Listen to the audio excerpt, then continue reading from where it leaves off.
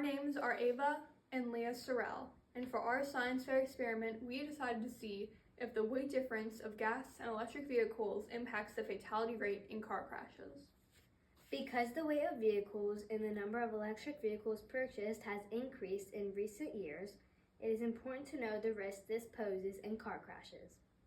We wanted to know if the weight difference in gas versus electric vehicles has an impact on fatality in car crashes. After some research, we hypothesized that if the damage sustained by a car during a crash correlates directly with its mass, then electric vehicles will inflict more damage on gas cars as they weigh more. We know this because Newton's first law of motion dictates that an object in motion stays in motion until acted upon by another object in motion. Our control was two cars of the same weight crashing into each other. Our controlled variables were the toy cars' shape and size and the length of our ramps. Our independent variable was the height of the ramps and the weight of the toy cars in grams. Our dependent variable was the distance the toy car traveled from the spot of collision in centimeters. To conduct our experiment, we used two miniature toy cars weighing 28 grams each to represent gas cars, and two other miniature toy cars that we attached weights to, making them 35 grams each. This to represent the heavier electric cars. One car was placed at the top of a ramp. At the end of the ramp, a second car was placed. When the first car was released, it hit the second car, knocking it forward. We then measured the distance the second car traveled and marked its placement with a sticky note.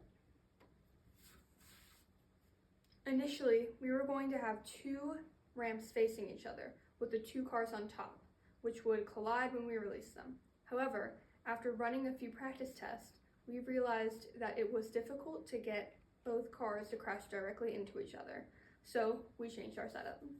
For trials 1 through 3, two weightless cars were used.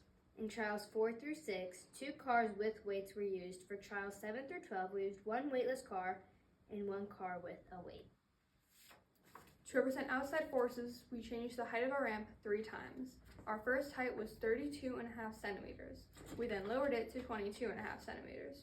Our final ramp was 42.5 centimeters tall. In our first, second, and third trials, we tested what would happen when two gas cars or toy cars without weights hit each other. These toy cars usually landed from 165 centimeters to 233 centimeters away from the ramp. In our 4th, 5th, and 6th trials, we tested what would happen when two electric cars or toy cars with weights hit each other. These toy cars landed from 204.5 centimeters to 291.5 centimeters away from the ramp. In our 7th, 8th, and 9th trials, we tested what would happen when electric cars hit gas cars. These toy cars traveled the furthest, usually landing from 200 centimeters to 318 centimeters away from the ramp. In our 10th, 11th, and 12th trials, we tested what would happen when gas cars hit electric cars. These toy cars traveled a similar distance to the first, second, and third trials, only landing from 164.8 centimeters to 239 centimeters away from the ramp. We believe our hypothesis should be accepted because in our experiment, the trials with the largest distance from the ramp were trials 7 to 9, when gas cars were hit by electric cars. The lowest distance measured were when electric cars were hit by gas cars, and when two gas cars hit each other. Based on these results, we think that without considering outside forces, it is safest to drive an electric or heavier vehicle than it is to drive a gas or lighter weight vehicle. There are, however, other forces at play during car crashes, such as car speed and size.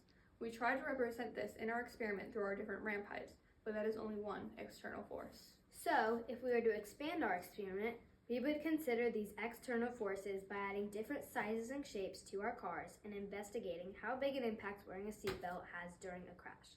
Questions? Where did you get the idea for this project? We got the idea from our science teacher, but what really inspired us to do it is the fact that I will be learning to drive in a few years, and we want to make sure that I remain safe on the road. So we thought that by doing this experiment, we would learn more about road safety. What did you learn about the science behind your project before and during the experiment? We learned about the significant weight differences between gas and electric cars and how big of an impact this has on car crashes. We also learned about Newton's law, which we found a bit confusing at first but became easier to understand the more we researched it. Your binder and logbook? Great. If you could change or redo one thing in your project, what would it be? We would change the number of trials we did to get a larger variety of data, and then 3 trials we did for each collision. Thank you. Thank you.